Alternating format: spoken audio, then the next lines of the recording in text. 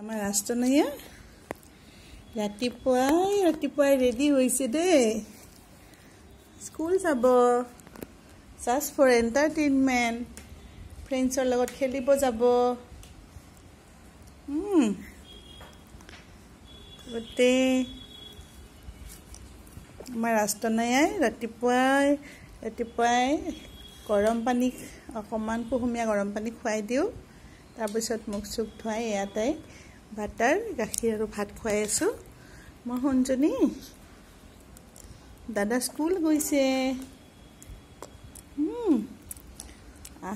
চৰাই ক'তে চবাই দিয়া কোৱা মই স্কুল যাবলৈ ৰেডি হৈছোঁ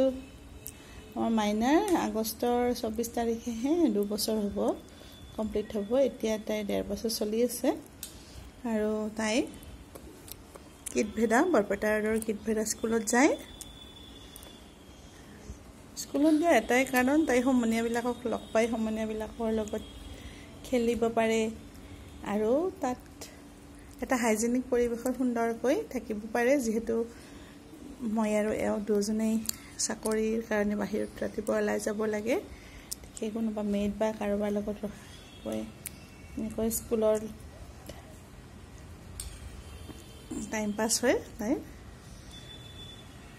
এতিয়া শিকিছে ABC 1 2 3 সকলো শিকিছে গাই দিয়া ABCD EFC HIJK LMNOP QRST UVW XYZ